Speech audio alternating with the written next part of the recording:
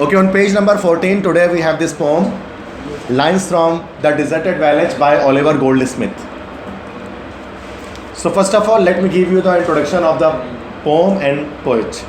Oliver Goldsmith belongs to Augustan era. He was an Augustan poet. And what an Augustan poet does, he writes about the stories of the past. So Oliver Goldsmith, नाम से ऐसा लग रहा है कि ये सुनार है. गोल्ड स्मिथ सुनार को कहते हैं, लेकिन ये यस फैमिली है, गोल्ड स्मिथ फैमिली है. जैसे जेमेमा गोल्ड स्मिथ बताया था मैंने, इमरान खान की एक्स वाइफ. ठीक है. Lines from the deserted village, it means it is a very long poem. एक लंबी नज़म की कुछ लाइन्स पढ़ने वाले हैं. ठीक है. जैसे lines from the lay off the last minister पढ़ा था ना, तो इस तरह से lines from the deserted village. Deserted village वीरान गाँव, पहले हेडिंग पे बात करते हैं. ठीक है. डेजर्टेड विलेज मतलब वीरान गांव. विलेज मतलब होता है गांव. It is not village, it is village. और डिजर्टेड के मतलब होते हैं वीरान. देखो दो वर्ड है, एक होता है DESERT. इसको पढ़ने का तरीका दो है, प्रोनाउंसिएशन. इसको हम पढ़ सकते हैं डेजर्ट, इसको डेजर्ट भी पढ़ सकते हैं, और इसी को हम पढ़ सकते हैं डिजर्ट. डेजर्ट और डिजर्ट दोनों पढ़ सकते हैं. अगर हम इसको डिज़र्ट पढ़ेंगे, ठीक है, डेजर्ट जब हम इसको पढ़ेंगे तो डेजर्ट पढ़ने से मुराद यहाँ पर हो गया उसका रेगिस्तान, सहरा. और जब हम इसको डिज़र्ट पढ़ेंगे तो उसका मतलब हो गया वीरान, या किसी चीज़ को छोड़ देना. तो ये वर्ब हो गया और ये एक नाउन है. I am going to a desert, मैं एक रेगिस्तान में जा रहा हूँ. एक second. I am going to a and he has deserted his home. वो अपना घर छोड़कर जा चुका है, उसने अपने घर को वीरान कर दिया. तो ये डिज़र्ट और डेजर्ट में ये फ़र्क होता है. स्पेलिंग सेम है, इनको हम कहते हैं होमोनिम्स. स्पेलिंग भी सेम है, ठीक है, लेकिन जो क्या है मीनिंग्स डिफरेंट है. अब इसी में क्या दिखाऊँ मैं आपको, इसी डिज़र्ट के जो है वो मैं आपको होमोफोन दिखाता हूँ. ठीक है. DESSERT, dessert. डबल एस से भी डिज़र्ट होता है, लेकिन जब डबल एस से डिज़र्ट होता है तो वो एक नाउन होता है, और उसके मतलब होता है स्वीट डिश. जब क्या अभी आप रेस्टोरेंट्स वगैरह जाते हो ना, तो वहाँ पर एक कॉलम बना होता है, डिज़र्ट का कॉलम बना होता है, डबल एस होता है उसमें. वो डिज़र्ट का मतलब होता है स्वीट डिश. तो डेजर्ट, डिज़र्ट और डिज़र्ट ये तीन एक जैसे वर्ड्स इंग्लिश में होते हैं. ठीक है. यहाँ पर ये है डिजर्टेड विलेज, सेकंड जो मीनिंग है. वीरान गांव, वो गांव जिसको छोड़ दिया गया है. ठीक है. इस नज़म में ऑलिवर गोल्डस्मिथ बताते हैं एक गाँव के बारे में जहाँ पर वो पैदा हुए, the village of his childhood, और उस गाँव का नाम था Auburn. Auburn is the name of the village of Oliver Goldsmith. ठीक है. ऑबर्न एक आयरिश वर्ड है, it is a word of Irish English का वर्ड है. आयरलैंड में जो इंग्लिश बोली जाती है वो टोटली डिफरेंट होती है जो इंग्लिश हम इंग्लैंड में बोलते हैं या फिर अमेरिका में बोलते हैं. आयरिश इंग्लिश कहते हैं, तो उसके मीनिंग्स बिल्कुल डिफरेंट होते हैं. ठीक है. तो ऑबर्न के मतलब होते हैं गोल्डन, सुनहरा इन इंग्लिश लैंग्वेज. तो ऑबर्न के मतलब होता है सुनहरा. तो ऑबर्न नाम है गाँव का, और ये it is a very beautiful village of Oliver Goldsmith, जहाँ पर ये पैदा हुए थे. उनकी सच्ची कहानी है ये. लेकिन क्या हुआ कि जब ये बड़े हुए तो कुछ सालों के बाद क्या हुआ कि ये गांव वीरान कर दिया गया. इस गांव को लोग छोड़कर दूसरे गांव शिफ्ट होना शुरू हो गए, और इस तरह से आखिरकार इस गांव में वीरानी आ गई.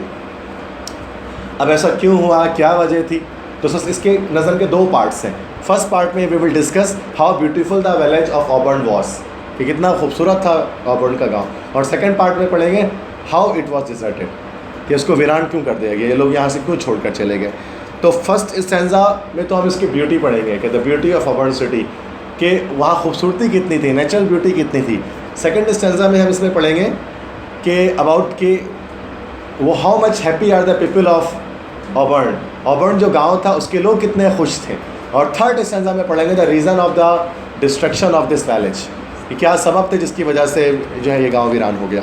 सो ये तीन स्टैंजा है. और इस नज़म को टेक्निकली लिखा किसमें गया, राइमिंग कपलेट्स के अंदर. अगर आप चेक करो तो उसमें एलिट्रेशन मौजूद है, राइमिंग मौजूद है, आखिरी के वर्ड सेम आ रहे हैं.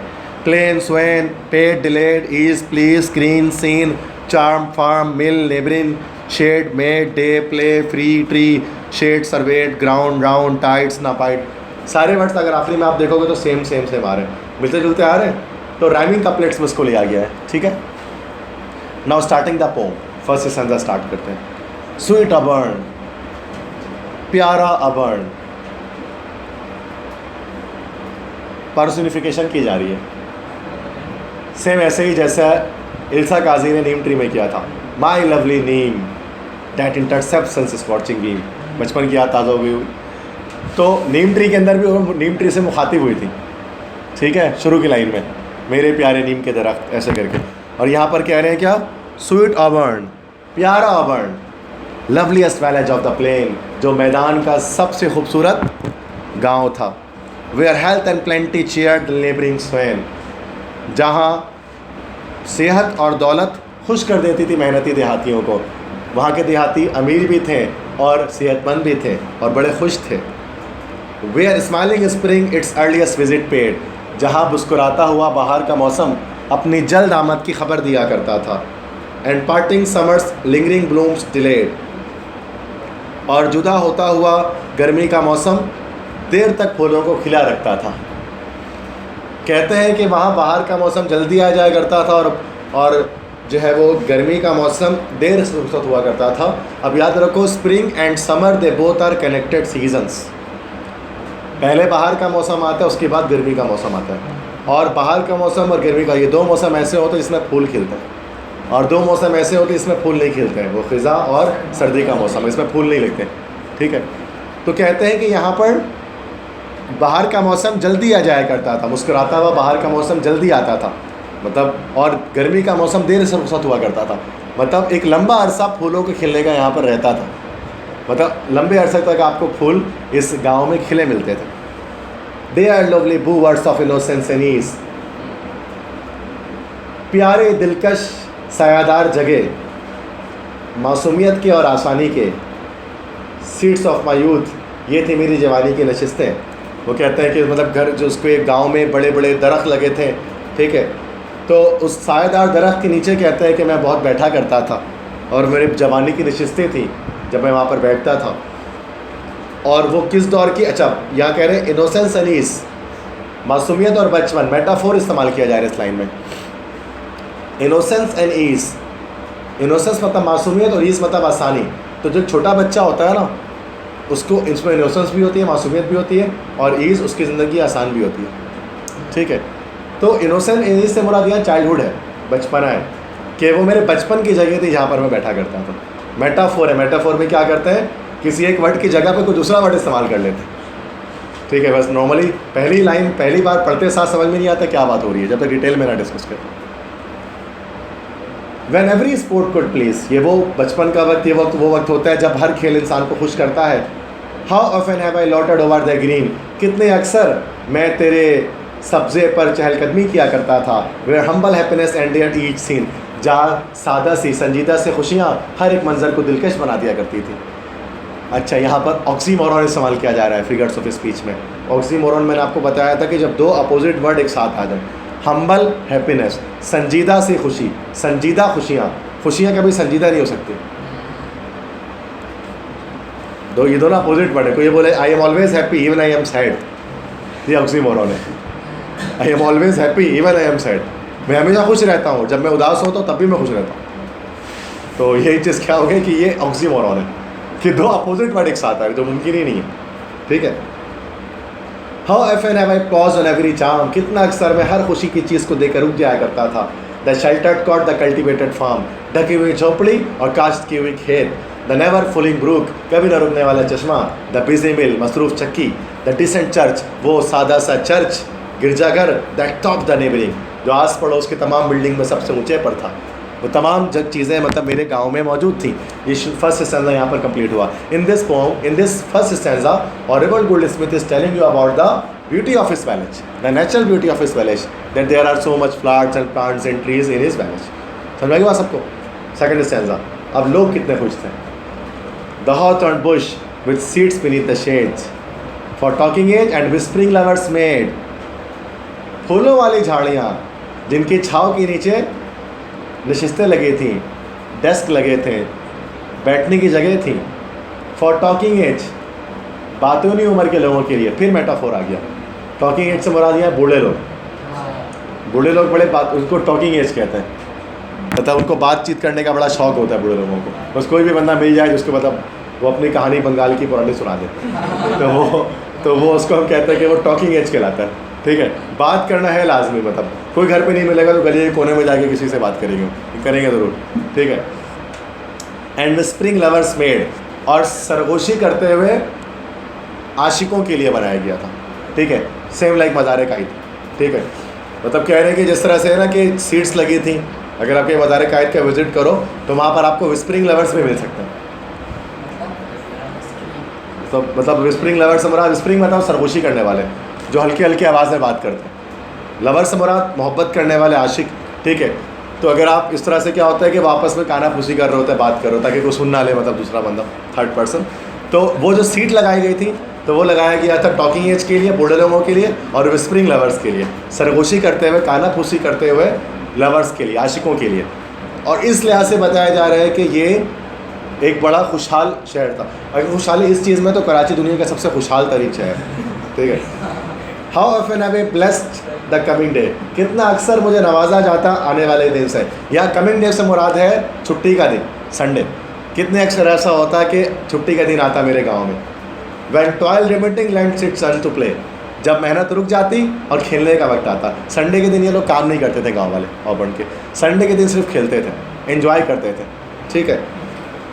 And all the village train, और तमाम गांव की कतार, फ्रॉम लेबर फ्री, अपने अपने काम से आज़ाद होकर, लेड अप देयर स्पोर्ट्स, शुरू करते अपने खेल, बीनीथ द स्प्रेडिंग ट्री, फैले हुए दरख्त के नीचे अपने अपने खेल शुरू करते। The young contending as the old surveyed, जवान लोग मुकाबला करते जबकि बूढ़े देखते नज़ारा करते। वो खेलेंगे तो कमर में चुक आ जाएगी उनकी, तो वो सर्वे करते, और जबकि जवान लोग खेलते। And many a gambol frolicked over the ground, और बहुत से खेल खेले जाते हैं तेरे ज़मीन के ऊपर।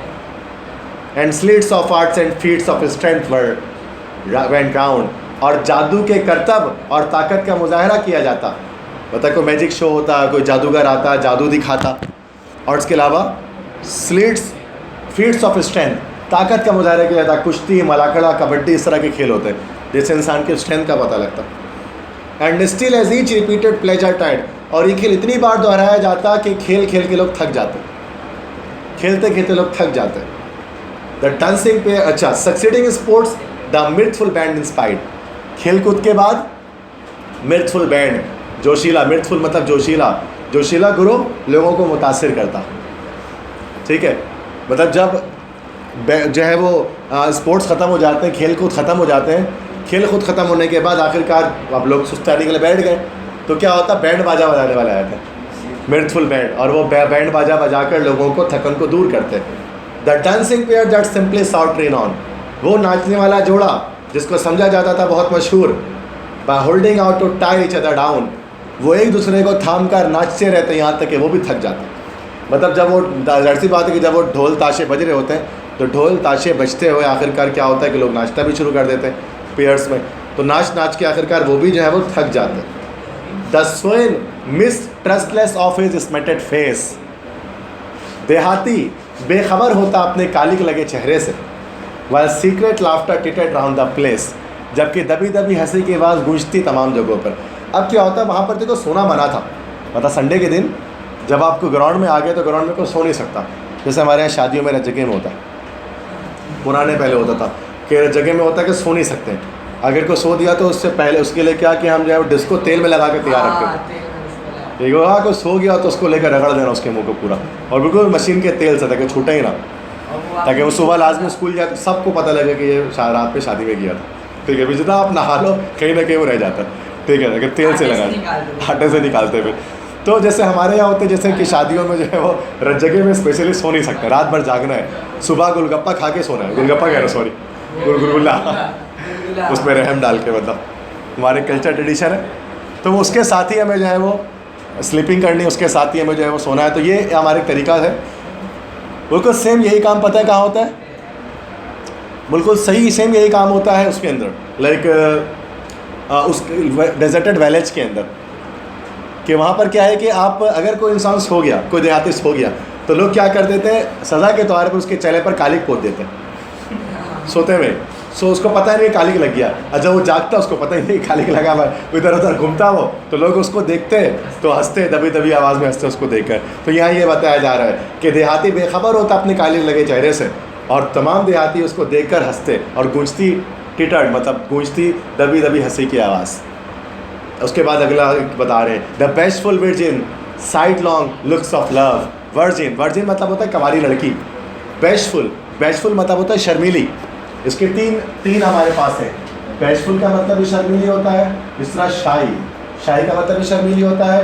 एक वर्ड होता है मोडेस्ट, मोडेस्ट का मतलब भी शर्मीली होता है। और एक लास्ट वर्ड हमारे पास होता है डिम्यूर। डिम्यूर, मोडेस्ट, बेस्टफुल, शाय, इन सब का मतलब शर्मीला या शर्मीली, चारों के मायने में। इमोडेस्ट, अच्छा इसका रिवर्स इमोडेस्ट जैसे हो गया बेशरम अगर कहना हो तो इमोडेस्ट, ठीक है, इम लग जाएगा उसके स्टार्ट में, नेगेटिव बन जाएगा। तो बेस्टफुल, बेस्टफुल वर्जिन शर्मीली कंवारी लड़की, side long looks of love तिरछी निगाहों से अपने महबूब की तरफ देखती। अब हर पूरा गांव वाले वहाँ पर जो मौजूद हैं, तो गांव वाले सारे के सारे मौजूद हैं, हिरन सी बात है कि कपल्स भी होंगे। तो कंवारी लड़की है, मतलब उसकी शादी नहीं हुई है अभी, ठीक है। तो अब वो क्या है कि वो कंवारी लड़की क्या करती है, वो देखती तिरछी निगाहों से अपने महबूब की जानिब। The matrons glance that would those looks रिप्राव।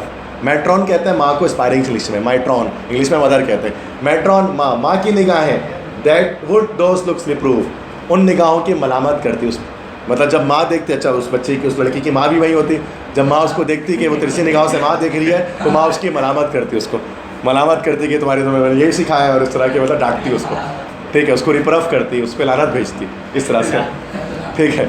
मतलब बताया जा रहा, अच्छा खुशहाल इसी चीज़ में, तो कराची से ज़्यादा खुशहाल जो है वो कोई शहर दुनिया में नहीं। तो नेक्स्ट आ गया था, these were Dai charm sweet village sports like these. ये थी तेरी खुशियाँ प्यारे गांव, और ऐसे ऐसे खेल थे विद स्वीट सक्सेशन, बड़े तवातुर के साथ खेले जाते, taught event trial to please. और हमें सिखा दिया इन खेलों ने कि मुशक्कत करना भी खुशी वाला हो सकता है।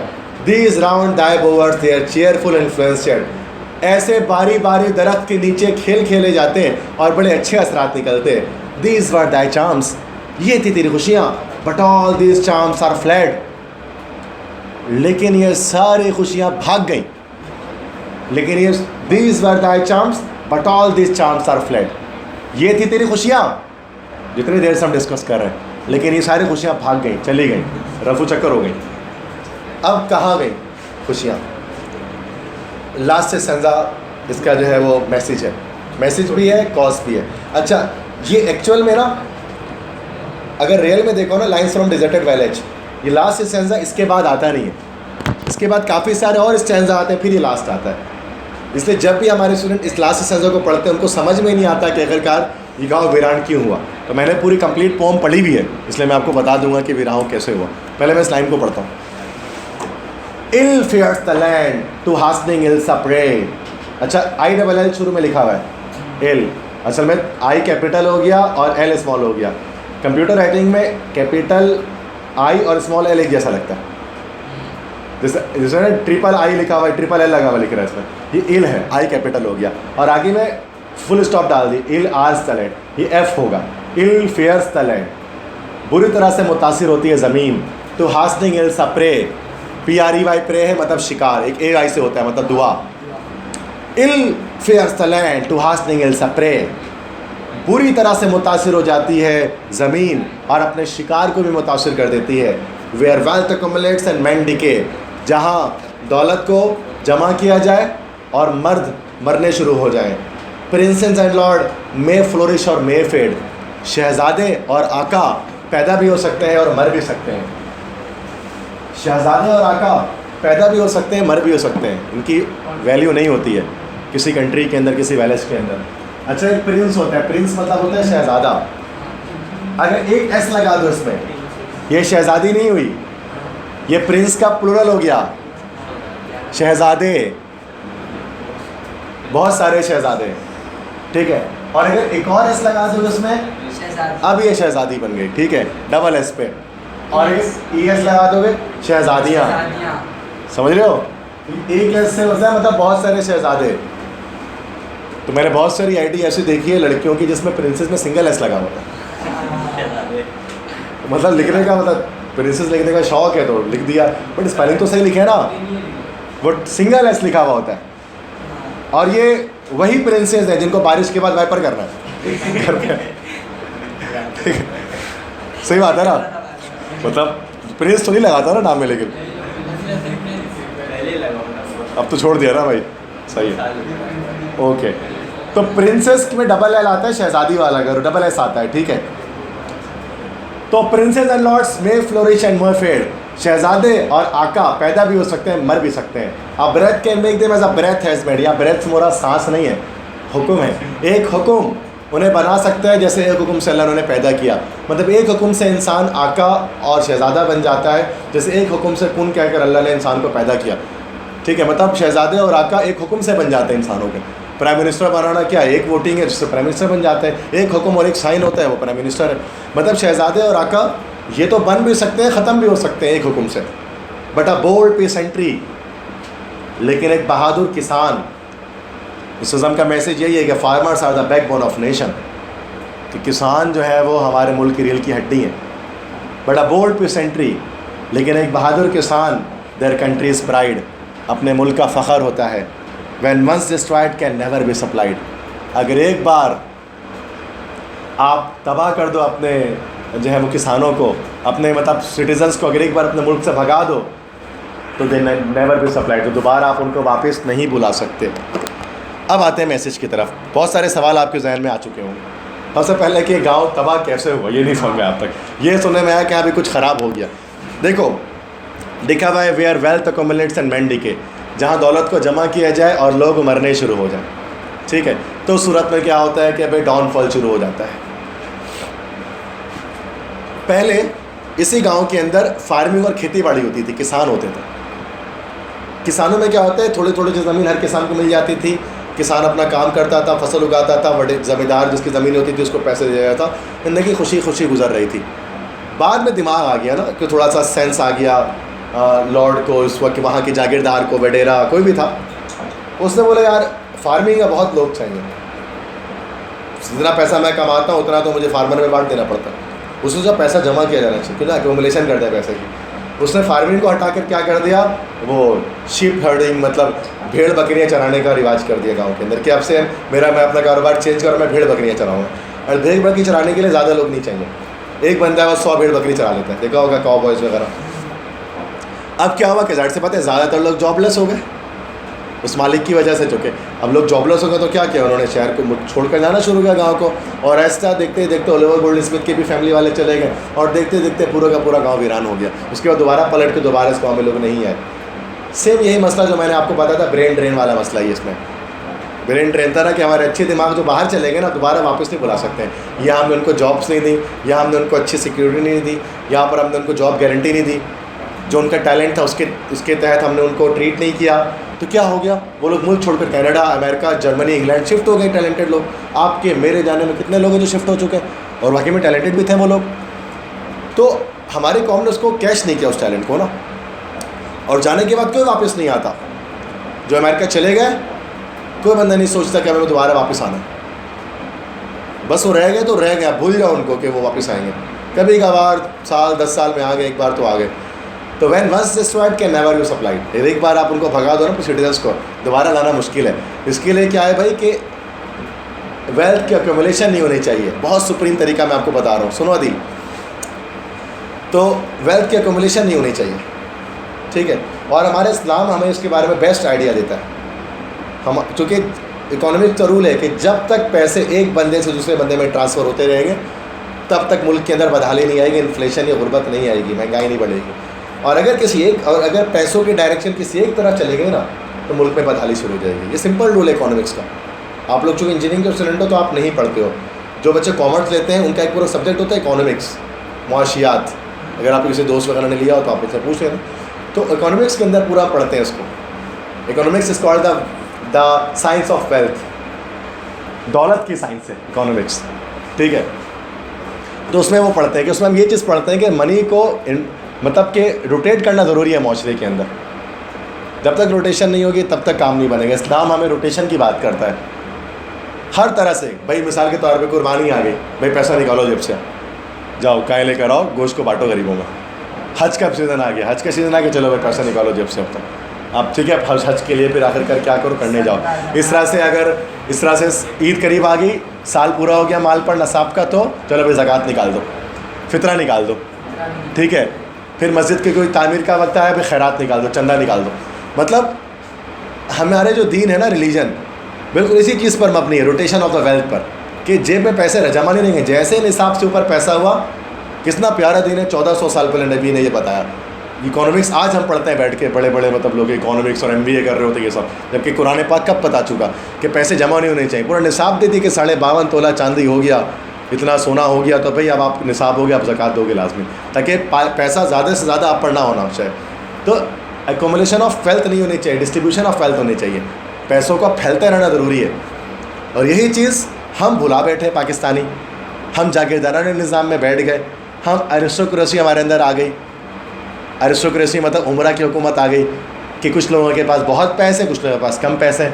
हमारे घर डबल स्टैंडर्ड के आ गए, हमारे इलाके डबल स्टैंडर्ड के हो गए, हमारे स्कूल डबल स्टैंडर्ड के हो गए, है ना। सब कुछ हमारे डबल स्टैंडर्ड। ये अमीरों का स्कूल है, ये गरीबों का स्कूल है, ये अमीरों का इलाका है, ये गरीबों का इलाका है।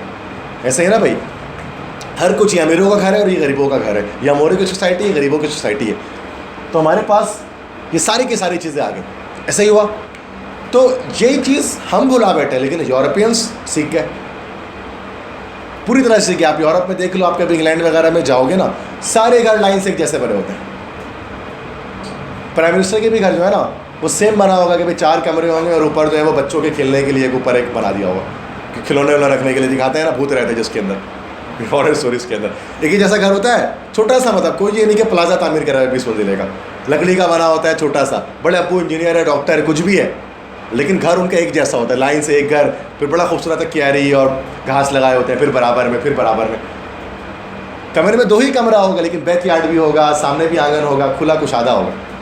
हमारी तरह नहीं कि थोड़ा सा जगह मिल गया तो घुसा के उसमें कमरा निकाल दो, ठीक है, कोई सिस्टम ही नहीं। खूबसूरत कहाँ लगता है, गली से निकलो अजीब सा कंजेस्टेड लग रहा था ना हमारे इलाका। यही अगर आप उनकी गलियों में घूमो, कैसा लग रहा होता है टीवी में देखते, तो एक जैसा बिल्कुल लाइन से घर जा रहे हैं, ठीक है। बहरिया टाउन भी इसी तर्ज पे बनाया गया, ज़्यादा बेहतर, वो भी खूबसूरत लगता है बहरिया टाउन जब जाओ, सारे घर एक जैसे लाइन से आ रहे होते हैं, ठीक है। तो उनके यहाँ ये सिस्टम है। फिर मैंने आपको बताया था 18 साल का जमा बच्चा हो जाता है तो मॉर्गेज पर वो गाड़ी घर उसको मिल ही जाता है एक जैसा। और वहाँ टैक्सेशन का भी बड़ा अच्छा निज़ाम है, डिस्ट्रीब्यूशन ऑफ वेल्थ है। मिसाल के तौर पर एक डॉक्टर है, अगर डॉक्टर कमा रहा है $20,000, और अगर एक वहाँ पर पेट्रोल फिल करने वाला बंदा है जो पेट्रोल पंप पे पेट्रोल डालता है, वो कमा रहे $2,000। अब आप ये अमीर होगी, ये गरीब होगी आपके मुताबिक, लेकिन ऐसा नहीं है। होता है कि ये 20,000 जिसकी सैलरी है ना, जिसकी 20,000 सैलरी है, वो 15,000 रुपये टैक्स दे देता है। सच्ची बता रहा हूँ, 15,000 रुपये टैक्स में निकल जाता है इसका, और ये टैक्स लेता है सिर्फ $200 बस। इसके बाद 1800 बच गया, और उसके पास जो है वो लगभग मिला के समझो कितना बच गया, 5,000 ही बच गया। ज़्यादा फर्क नहीं रहा, था 1800 और 5,000 बराबर लगभग आ गए। टैक्स कितना निकल गया इसका। वहाँ हमारे यहाँ नहीं है, हमारे यहाँ तो ऐसा नहीं है कि भाई गरीब झोपड़ी में बेचारा रह रहा है, वो भी उतना ही फुल चार्ज दे रहा है कि इलेक्ट्रिक को जितना एक बड़े बंगले वाला दे रहा है। गलत बात है ना ये। जो झोपड़ी में बेचारे एक कमरे का घर है, 60 गज का घर बना हुआ है, कहाँ कोने में पहाड़ के ऊपर रहते हैं, उनके पास बिल जाकर देखो, सारा टैक्स उतना ही डाला हुआ है जितना ही बंगले वाले का डाला हुआ है। भाई होना तो ये चाहिए कि भाई देखा आपने बड़ा घर है, कोई ये है, कोई डिफेंस है, यहाँ है, तो आप ज़्यादा बिल डालो, और जो गाँव झोपड़ी वालों को कम बिल दो, जैसे बाकी लोग करते हैं। अच्छा अब यहाँ से इतना लिया, यहाँ से इतना लिया, ये नहीं कि खा गए इसको पैसा लेकर गवर्नमेंट, जैसे हमारे यहाँ नॉर्मली होता है। बल्कि ये जो पैसे मिलाकर आखिरकार क्या होता है, कुछ चीज़ें सारे टैक्स जमा कर लेते हैं। टैक्स जमा करने के बाद जो चीज़ें बेसिक नीड ऑफ लाइफ होती हैं वो सबके लिए फ्री कर देते हैं पूरे कंट्री में। हेल्थ फ्री, तालीम फ्री, ठीक है। पूरे के पूरे आप वेस्टर्न नेशन में जर्मनी घूम लो, पूरे जर्मनी में आपको हेल्थ फ्री मिलेगी, सारा हॉस्पिटल में कोई पैसे नहीं लगेंगे, और दूसरा तालीम फ्री होगी। आप बोलोगे सर पैसा कहाँ से फिर आया, इतना तालीम हो चुकी है, इस तरह से इसका नुकसान भी नहीं हुआ, लेकिन सब बराबर हो गए। जिस हॉस्पिटल में ये बंदा जा रहा है उसी हॉस्पिटल में ये बंदा भी जा रहा है, ये स्कूल में इसका बच्चा पढ़ रहा है उस स्कूल में इसका बच्चा ही पढ़ रहा है। हमारे यहाँ ऐसा नहीं है, हमारे यहाँ टैक्स बराबर है, और यही सबसे गलत बात है। हम अच्छा ये वाला टैक्स जो लागू होता है ना, इसको हम इनकम टैक्स कहते हैं, जिसकी हमारे मुल्क पे पकड़ ही कोई नहीं है। इनकम टैक्स की पकड़ नहीं है ना, कितना कमा लो आप, छुपा लो गवर्नमेंट से, कोई नहीं पूछने वाला आपको, और बेचारा हमें GST वगैरह पे हमें मार देते हैं। हमें हमारे साथ टैक्स ले आया था, जनरल सेल्स टैक्स और गेन 10 से है ना, जीएसटी। तो जीएसटी में तो बेचारा गरीब अमीर सब पिस गया ना, गरीब तो पिस गया बहुत ज़्यादा। आपको तो इनकम टैक्स लेना चाहिए ना सही से, जो ज़्यादा कमाते हैं उनसे ज़्यादा लो, जैसे बाकी कंट्री वाले लेते हैं, लेकिन हमारे ऐसा नहीं होता। इसकी वजह से डिस्ट्रीब्यूशन ऑफ वेल्थ नहीं हो पाती, सेम वही कैलकुलेशन में वेल्थ होती है। और अबाउंड जैसा हाल हमारे कंट्री का भी होता रहता है, जिस तरह अबाउंड को छोड़ छोड़ कर लोग जा रहे हैं, हमारे कंट्री को भी लोग छोड़ छोड़ कर जा रहे होते हैं। आगे बात समझ में? That's it for today's lecture.